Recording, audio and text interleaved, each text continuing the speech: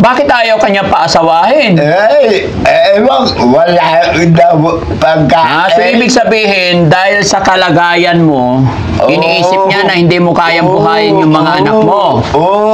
Eh, yan yung sinasabi na wag nating i-underestimate ang tao, ano?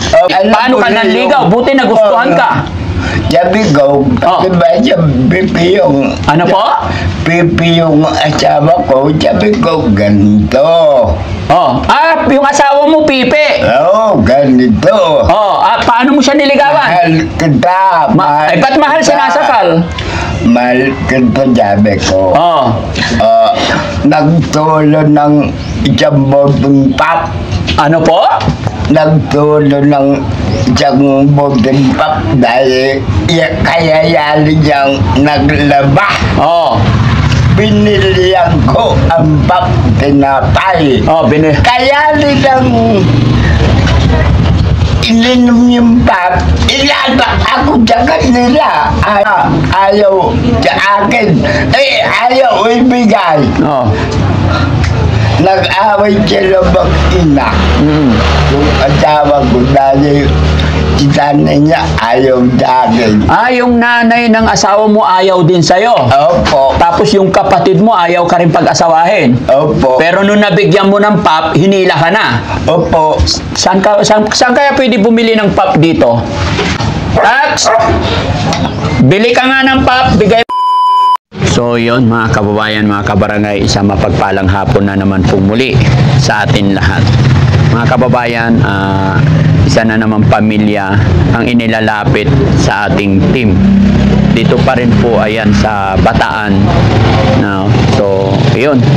Andito si Ate Maricel at ang kanyang tatay. Bagamat hindi ko pa alam yung kwento ng kanilang buhay, kaya nandito na po tayo para kausapin. Mga kababayan, samahan niyo po kami. Ate Maricel. Maricel? Opo. Ilang taon po si Ate Maricel? 31 po. 31? Opo. May asawa ka na po? Hiwalay na. Yung una po, sa pangalawa patay na po. Una mong asawa? Asan yung unang... Ilan ba asawa mo? Dalawa po. Dalawa asawa mo. Pero po, hiwalay po yung unang asawa ko, hiwalay na po. Yung pangalawa po, namatay na po, yuda na po. So ngayon wala kang asawa? Wala na po. Ay bakit ganun? 31 ka pa lang. Yung una mong asawa, iniwalayan ka niya. Bakit naman? Nasaktan lang po ako, kaya... Kaya saktan na po ako. Sinasaktan ka niya. Ba't ka niya sinasaktan?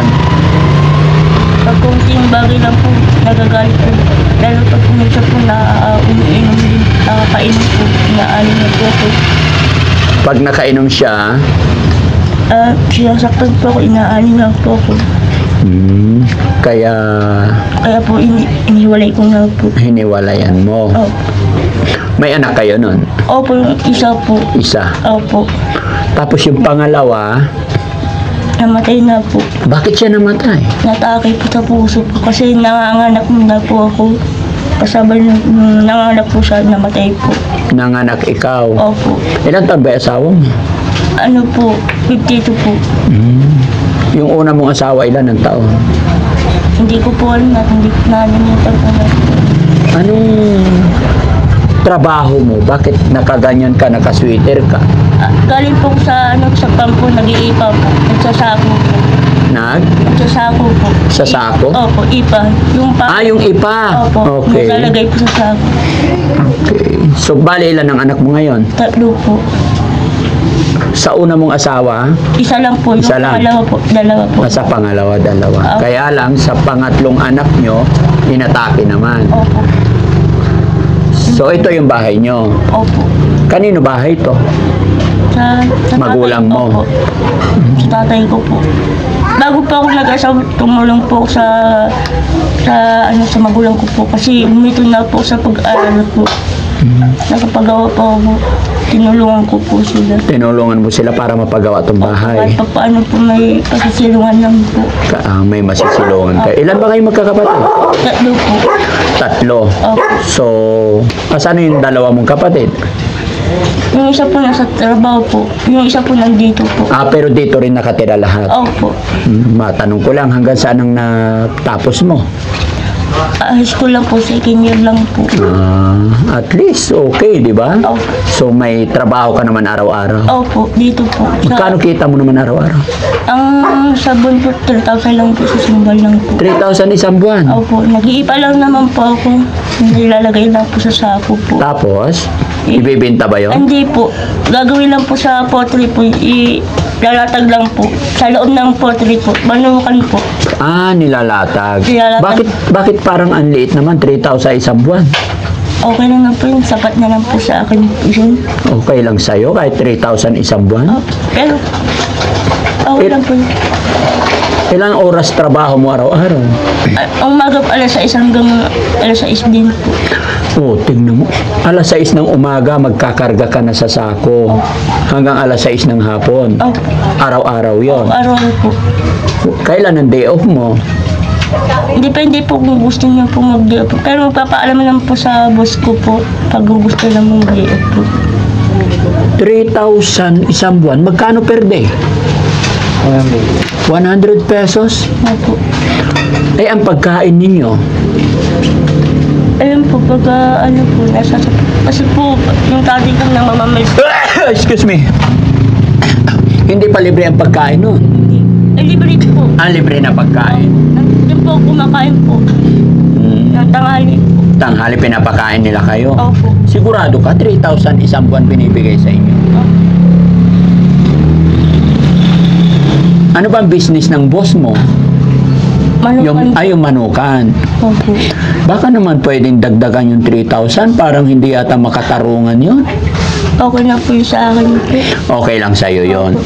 Sapat na po yun sa akin. Sapat na yun sa'yo. Napagkakasya mo naman. Opo, napapakasya na po. May bili ng pagkain.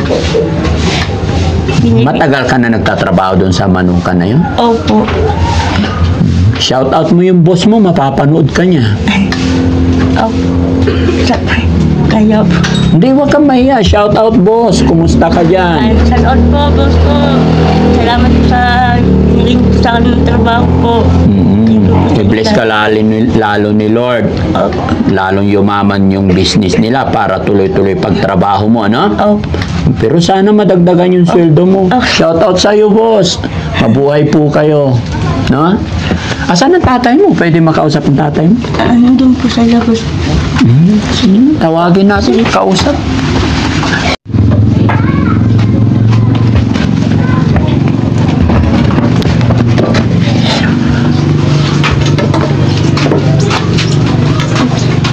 Sukate. Yan.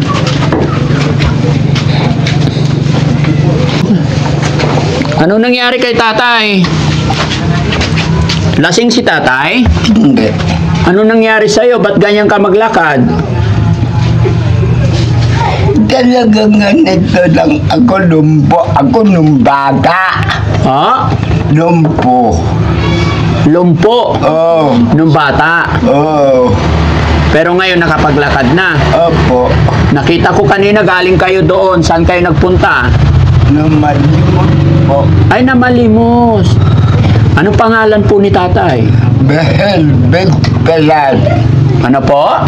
Behel Bidpelad. Berhel? Opo. Tatay Berhel, ilang taon na po kayo? 63. Po? 63. 93? Ano po siya? 63 na po siya. 33. Hindi po, 63. 63. 63 na po kayo, tay. Opo.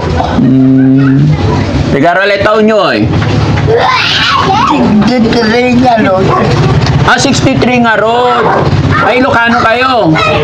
Tukalo pa ang ganyan. Matagal na po kayo nakatira dito. Oo, dito kami na lumaki. Kung taga Pangasinan kayo, bakit dito kayo lumaki? Paano nangyari yon? Agay mga magulang, inagay kami, sa kalirap ng buhay sa Pangasinan. Asan po asawa nyo?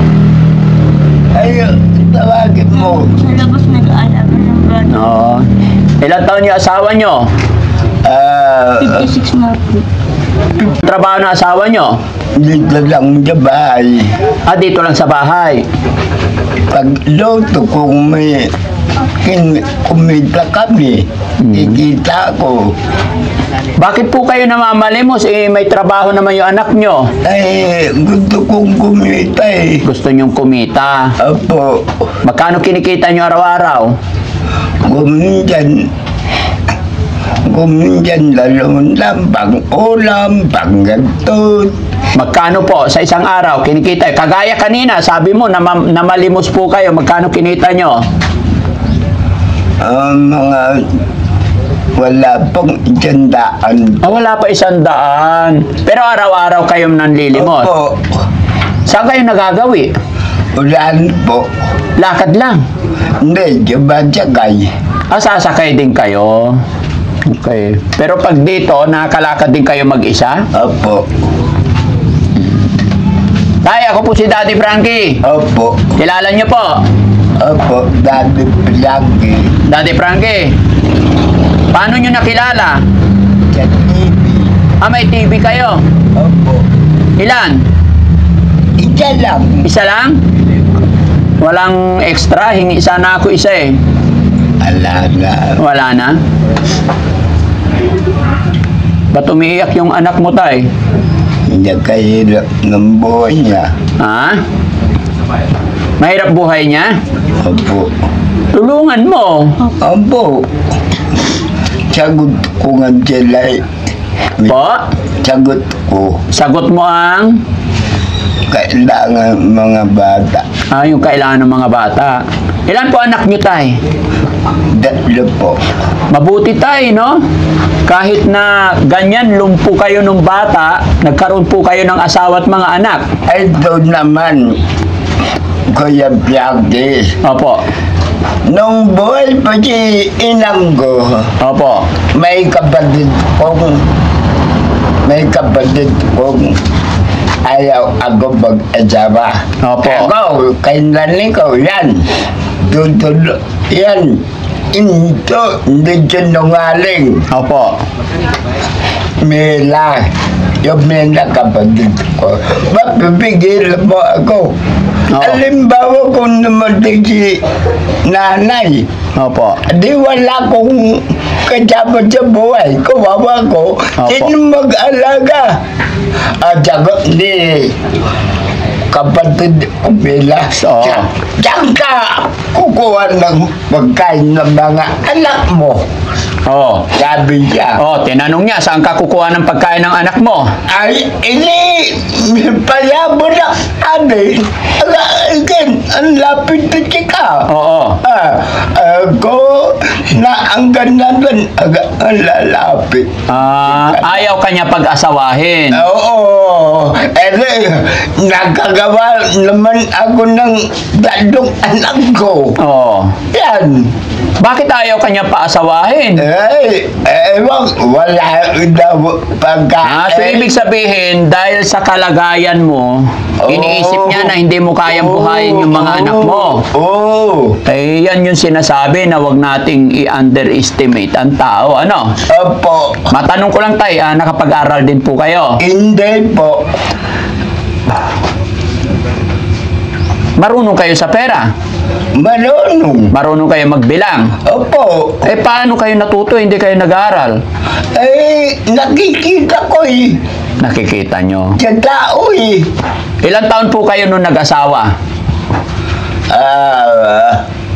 Mga 19.